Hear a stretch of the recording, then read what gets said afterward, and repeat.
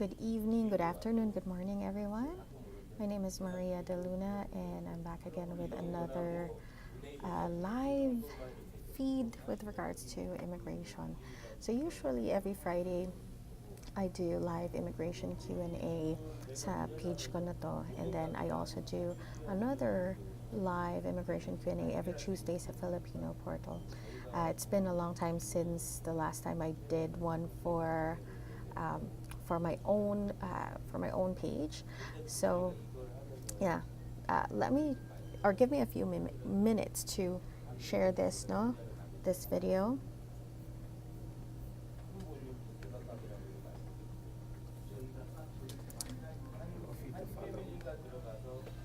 Okay, so give me a few moments to share this. Miss Arlene Piolo, good morning. Tsaka kay Jonison Nabong. So let me just share this, because I promised some people that I will be discussing undeclared family members. Okay. Okay, hold on. Okay, let's post this. Let's post this to my own page, of course.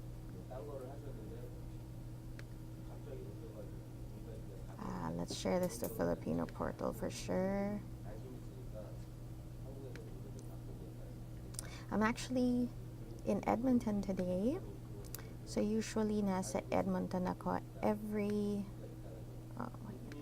Friday po yan. So I usually stay here at Tambayan ni Kabayan, malapit sa West Edmonton Mall, no? Okay, let's just share this.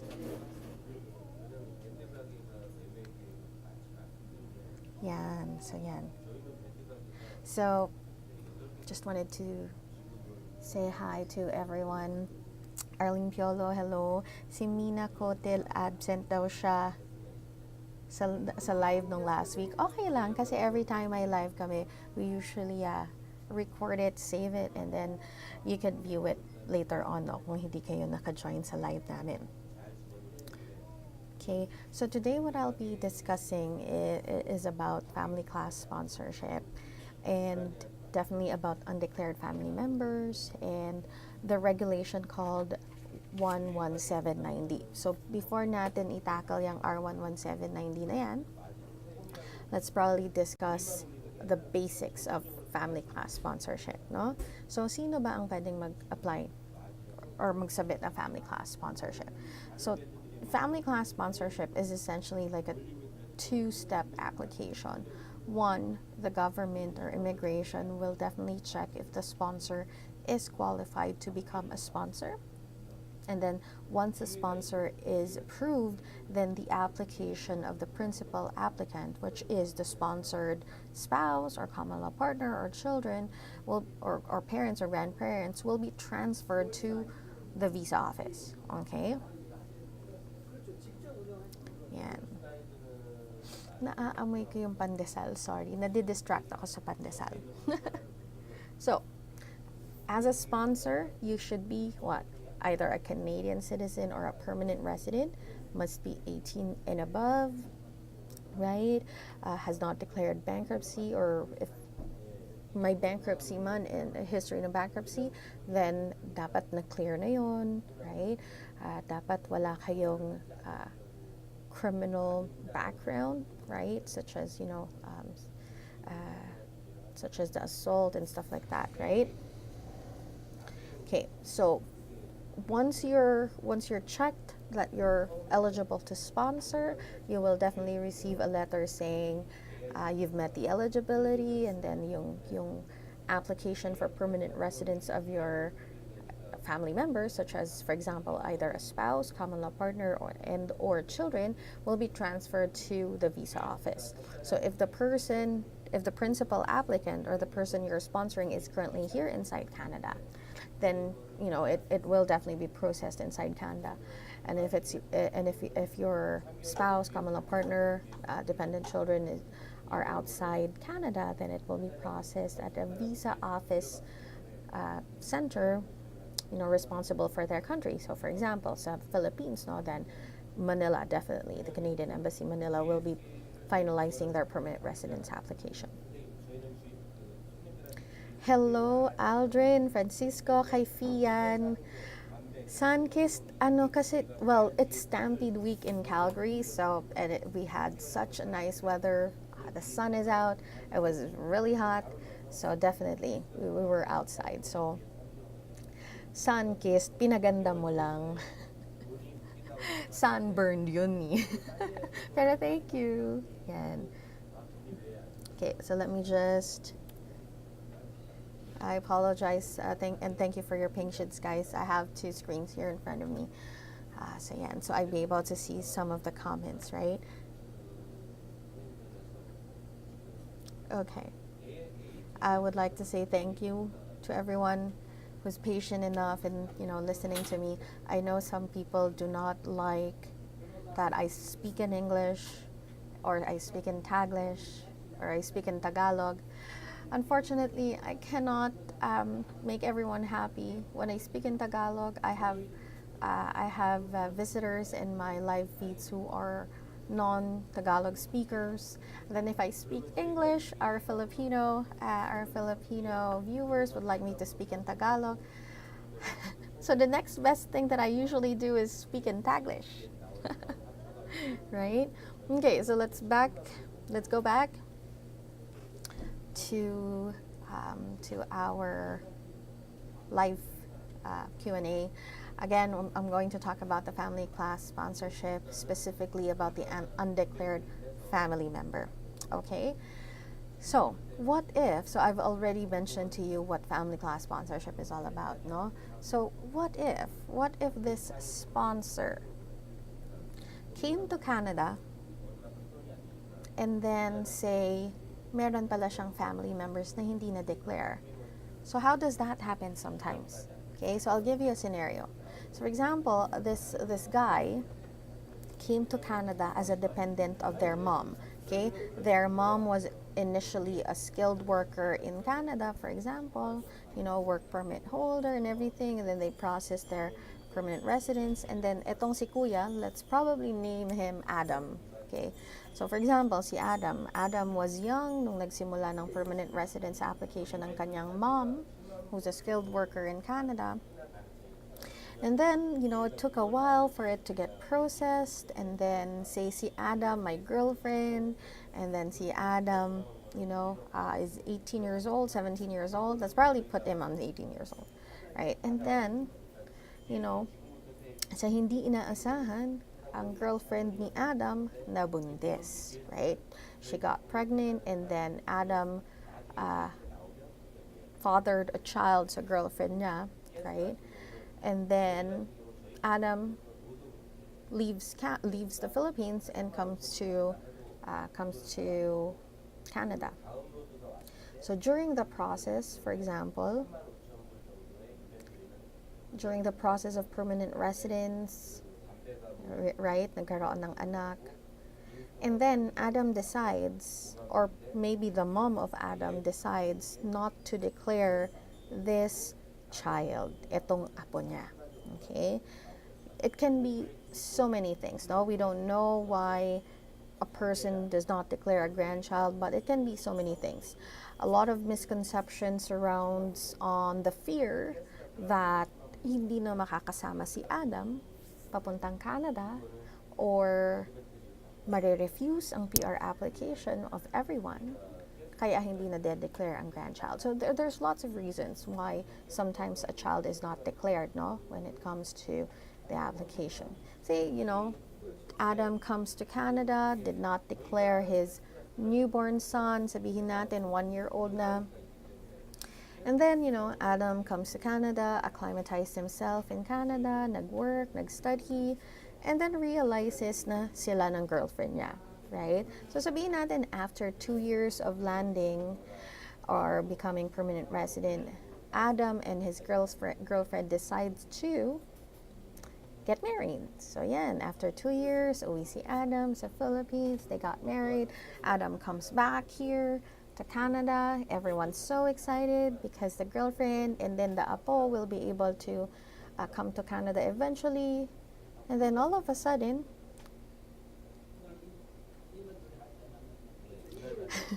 na-distract ako sa out of topic ni Mark, ni Cram Mark. Okay, okay, so let's go back, no? So yeah, so Adam prepares for the family class sponsorship and then submits the application. After a few weeks, may dumating sa kanyang letter telling him that he's not eligible to sponsor. Okay? Magugulat siya, why? Nagpakasal naman sila, anak niya naman to. Why did that happen? This is what happened. Okay? Section 11790 specifically imposes a lifelong ban, okay, on sponsorship. Okay? It's very harsh, a lot of marami ng political views surrounding this section, no? It is a very hard situation. Taga sa bato talaga ang dating nitong section na to, right? And what does it specifically says, no? The section 11790 specifically tells someone that if your sponsor did not declare you during the time na nag-a-apply siya ng permanent resident, you will not be able to be sponsored kasi hindi kayo family member by definition. Okay? It is excluding you. Tinatanggal kayo sa family member na definition. Kahit na magpa-DNA ka man and everything, Cram Mark, no problem. It's simply because I don't know kung kailan ang election sa Manitoba. Sorry. Okay, so for example, like what I'm saying, Section 11790 specifically talks about that, no? Basically, the sponsor cannot sponsor his family members na ini-sponsor niya because he did not declare them during the time of his PR application. Okay? So let's go back to my room. Okay. So it is a very harsh regulation, definitely. I've seen a lot of people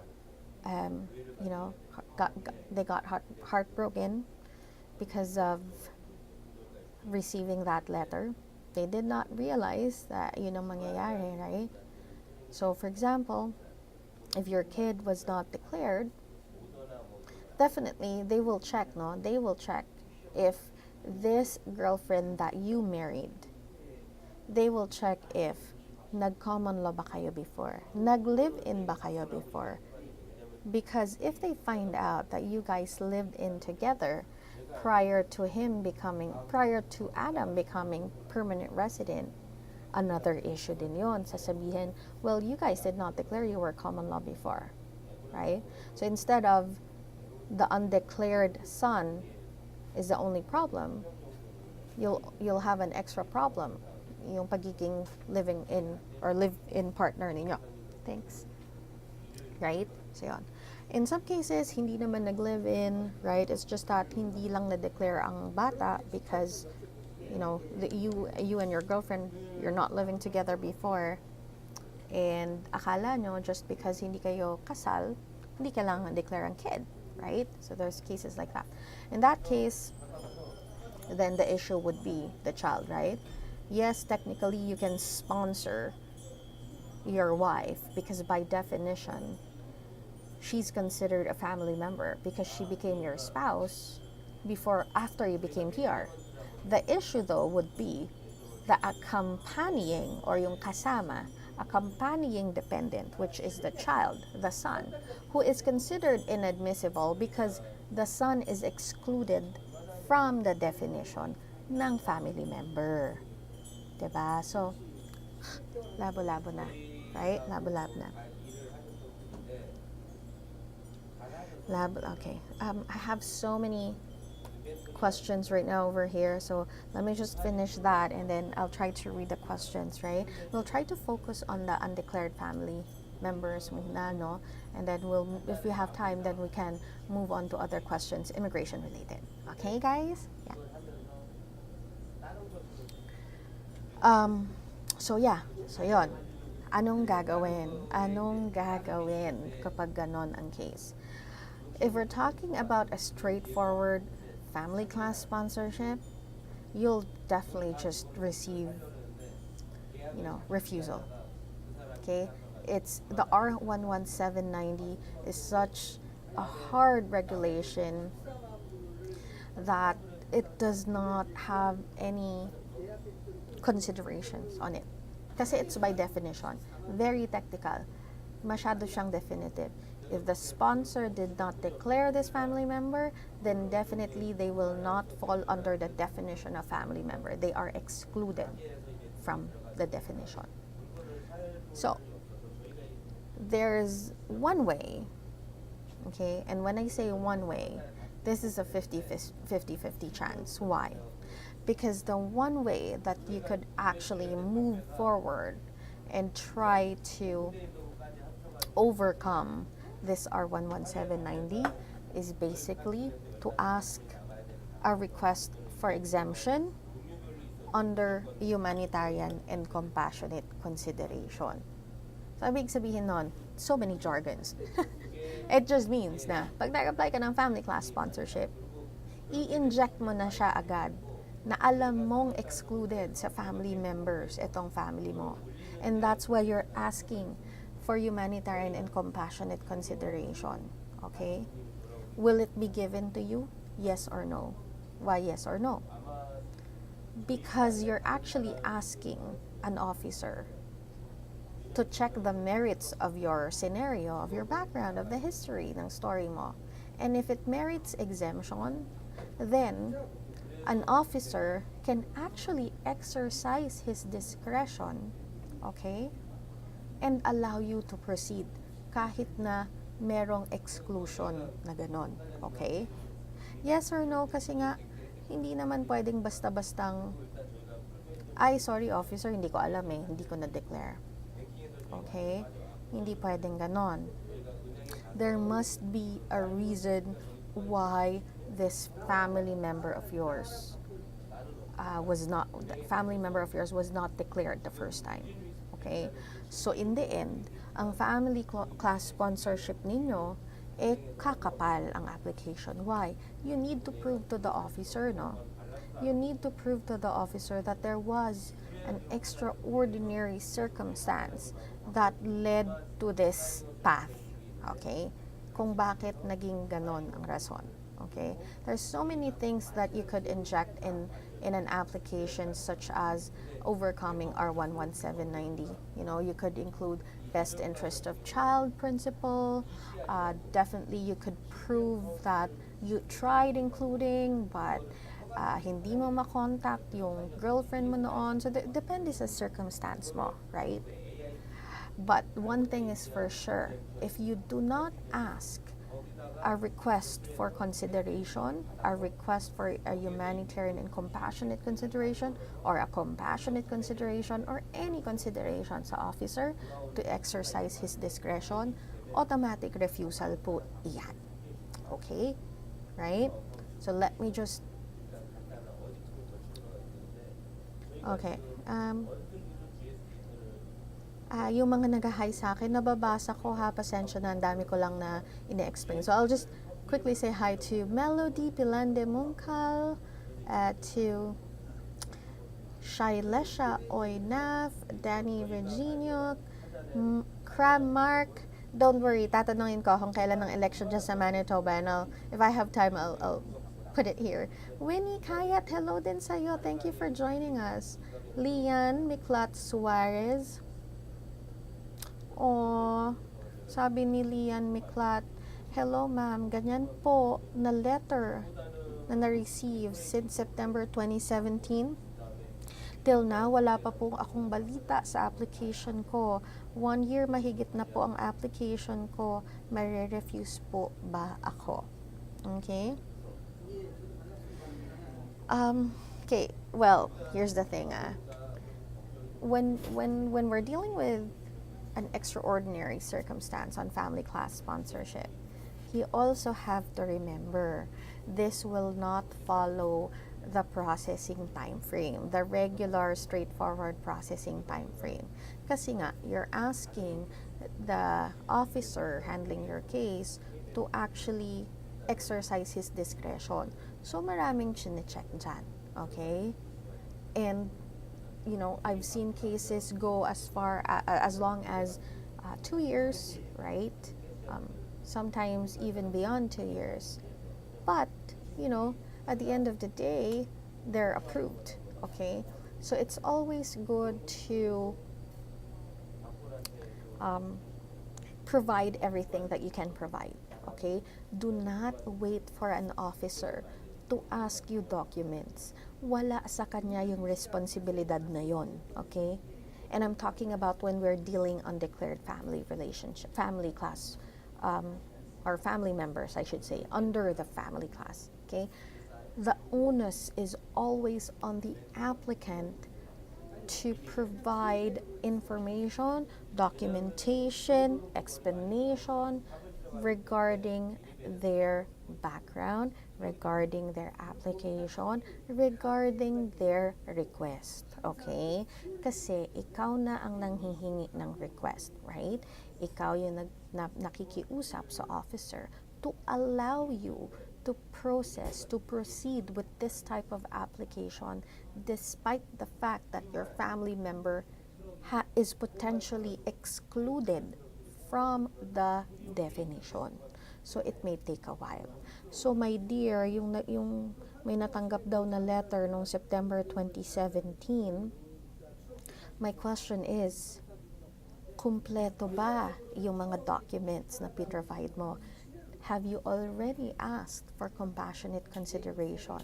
Have you already asked or requested the officer's discretion? Kasi nga extraordinary yung circumstance mo, and you know, gaano kakapal ang pinasa mo, gaano karami ang pinasa mong explanation, right? It all boils down to that, right? Yon. Okay? Si Rosemary Mendoza de la Cruz, may question siya, no? Actually, the question niya, may paraan po ba makuha ang bata na hindi na-declare? So, I'm actually already telling you that, right? What you could do. Okay? Ang secondary question niya is, hindi ka po ba mapapauwi kasi nagsinungaling ka? Hindi mo na-declare ang bata. And you're medyo mabilis ka, Rosemary. I'm actually going to touch on that too. And thank you for telling us that. Okay? And to that person na nagpipindot ng angry face, you know what? No one is forcing you to join this video and to watch this video, really. If you don't like this free video, exit, right? Just exit. Anyway, so, ayun na. So, nagbasa ka na ng consideration, request for consideration and everything. Eto na tayo. There is a certain law in immigration that can potentially take away your PR status kung PR ka. Ayun si Modface kung lumipad-lipad, no. Sige lang, okay na. Haters gonna hate. But yeah, anyway, so, you know, with regards to that question or to that info na pinasa ni Rosemary, no, tama si Rosemary sa question niya dahil yun yung susunod kong issue. Okay? When you submit a family class sponsorship, tapos itong family member mo was not declared, it actually poses a threat to your PR status kung permanent resident ka pa lang. Why? Because a permanent resident status can still be taken away from you. Okay? uh, it's not automatic though. Okay, it's not automatic. So what happens when an officer sees the application, and then realizes that you're inadmissible as a sponsor, not inadmissible, but you do not meet you do not meet the technicalities or requirements to become sponsor. Okay, you are potentially telling the officer na, and basically you're telling the officer that you misrepresented at the time of your PR application. And misrepresentation is an inadmissibility. Okay? So, ang officer na nag-handle ng case mo, he or she has the discretion, okay, to submit a Section 44 report against you. Okay, and what is it? It's potentially removing you from Canada. Okay, hindi yan automatic. You will be given a letter, and that letter usually comes from a local immigration office in your area. So, for example, if you're from Calgary, you'll get it from the immigration office in Calgary, if you're in Edmonton, and so on and so forth. Okay, and that letter will tell you, okay, na they found out that you potentially misrepresented this and that, this and that. And before they make a decision, they will ask you, okay? Ang tawag dyan, procedural fairness, okay? They will ask you to provide background on what happened, background of your stay in Canada. So it gives you the right to defend yourself, basically, okay? I've seen people go through this type of scenario at hindi naman natatanggal yung status ng lahat. Okay? Kasi again, we're talking about officer's discretion. If pagkapasa mo ng mga information mo, what happened, the background, your economic stability here in Canada, okay, your ties in Canada and all those stuff, an officer has the discretion and can make the decision to not take away your PR status. Okay? So there you go, Rosemary. I answered your question. Pero that doesn't mean pakampante ka. Okay? Because that would be your responsibility to provide information, what happened, to provide information on the background of this possible misrepresentation. Okay?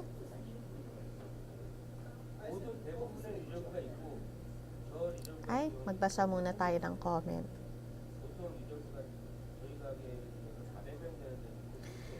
Abby Pasumbal. Ay, si Abby pala to. Abby Pasumbal the True. Sabi niya, Hi, Ma'am Maria. Feels so good to be able to catch again your live FB video.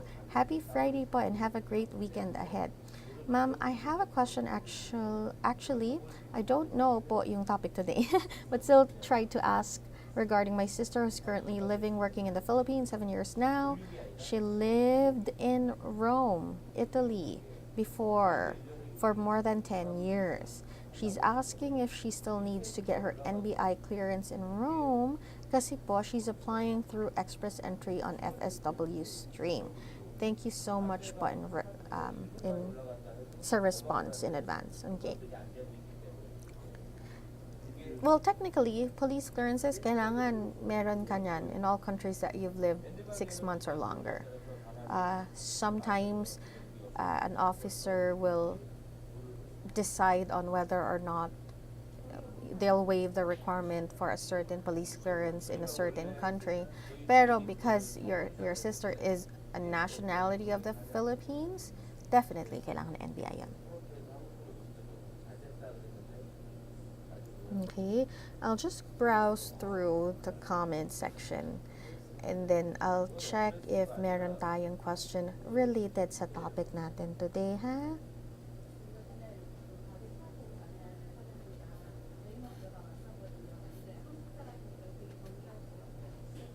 Si Jazel de la Cruz, ayun, sinabi niya nga, oh, madam yung friend namin, may anak siya, but then he did not declare the child nung mag-apply sila dito. Single siya noon nung nag-apply siya ng PR. Hindi single parent. I'm not sure what you mean, but yeah, so definitely this scenario will definitely apply to him or her. Yeah, him, he pala. Yeah, he did not care. So yeah, this will definitely apply to him. Munchkin, I think I need consultation with you regarding this topic you're discussing right now. Okay, then if that's the case, contact our office 403-538-2193. Okay? Ang email address namin is info@mdlservices.ca. Actually, if you go to my page, there is a book now button. You could actually book online for an appointment with me. So I do phone consultations, walk-in, going to the office. I'm here in Edmonton every Fridays. If there's anyone wanting to consult dito sa Edmonton and surrounding area, right? So yan. So,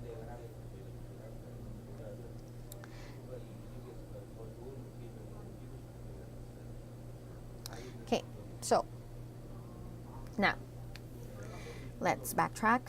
So, for example, no, na-issuehan ka ng letter na they're as a sponsor, right? At they're thinking that they might remove your PR status because of a possible misrepresentation. Okay? If that's the case, the PR application ng family members nyo in the Philippines will be put on hold until a decision is made on you being possible you being possibly inadmissible, okay? Dahil dyan sa misrepresentation na yan.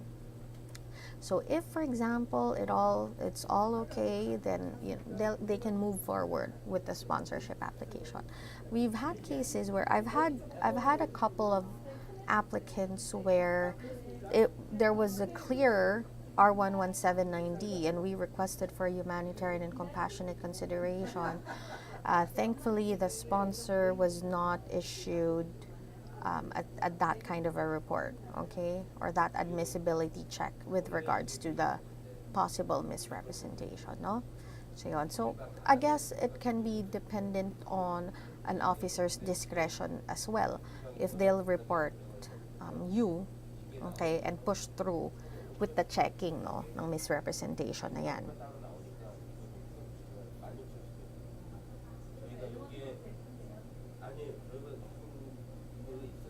Yan, so yun.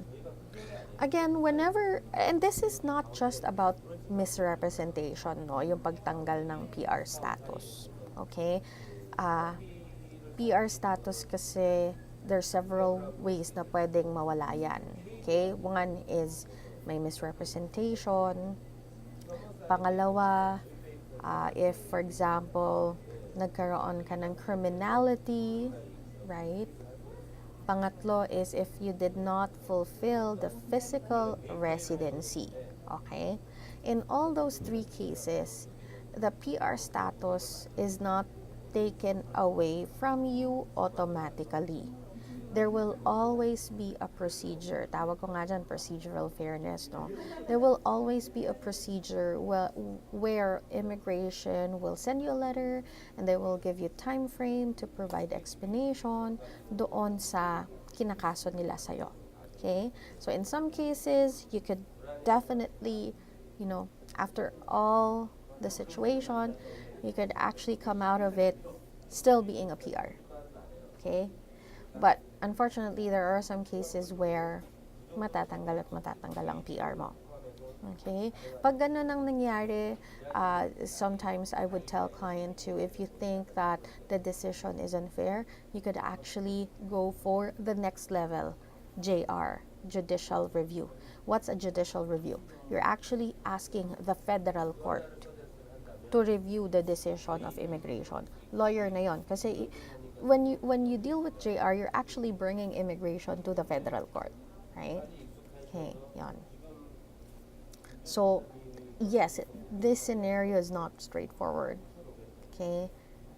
It can be very taxing for someone kasi talagang it's a hard application to bear.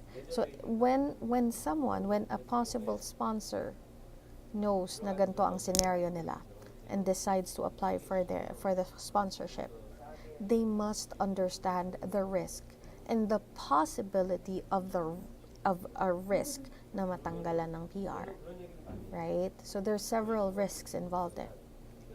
If they understand that, and they understand that it is a long process, then yeah, go ahead and apply for it. But again, it will be an uphill situation. It will be an uphill battle because it's a hard application. No, you're dealing with regulations preventing you to get your family members here. Again, like I said, R11790 is a very harsh regulation, no? And to those people who just joined in and doesn't know what R11790, so that's the one.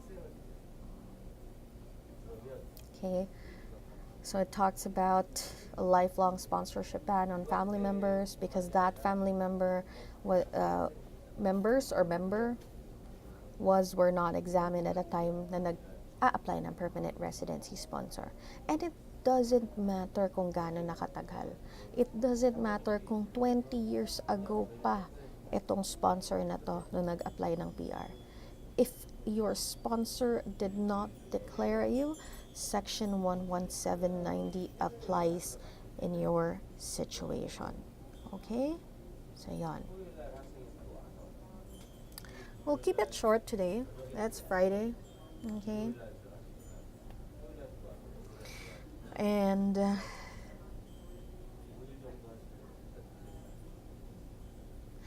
Jonison Nabong has a very good question.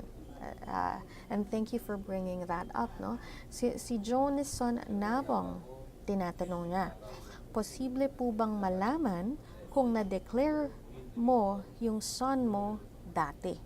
I guess what he's asking is kung, sa dating PR application nila. So, sabihin natin hindi niya na kasi naaalala, right? TFW po dati, and now, dito po sa Pinas and may PR application. Medyo naguluhan ako, Jonison, but, to simply answer a question na, would you be able to check kung na-declare ang isang family member or not? You can. There is a request called Access to Information and Privacy Act, ATIP, tinatawag ko. You could definitely request a copy of your application before, okay, under that regulation. This goes through the Privacy Commissioner's Office. You're actually not asking immigration straight, no? Lalo na pag closed files na to. You ask it through ATIP, Access to Information and Privacy Act request, and it's usually $5 to request that. And then what happens is the Privacy Commissioner Office will access that or get that information or documents sa immigration. Okay? So yon. It takes a while to get it, but you can definitely do that. Okay? So minimum of 40 days yan sometimes, but they do get overwhelmed sometimes with requests. So it may take, 50 days or something. Ang threshold ko, napapansin ko, 50 days. So 40, 50 days is usually the time frame they return. They return you something. But if around 50 days you still have not received anything, when you apply for that request, you get an email okay, and then definitely you could request for an update, a feedback of, on where your request is at. Okay, so yun. Okay, so let's see if there's other questions.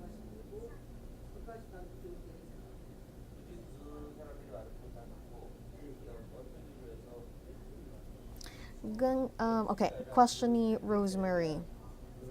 Miss, kung yung bata po na hindi na-declare, paglaki, gusto pumunta dito, para mag-work, makakapunta po kaya siya?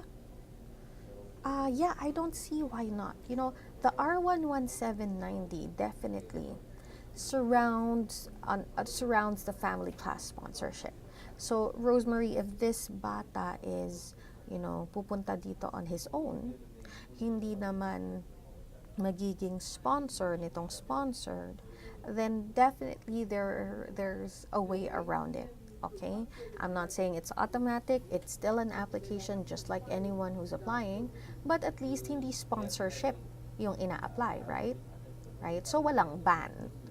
Kasi ang ban lang is the sponsorship application, right?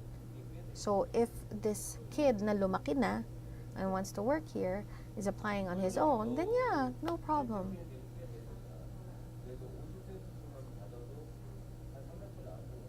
Okay. Has not, okay, yeah, it will be totally two separate applications, no?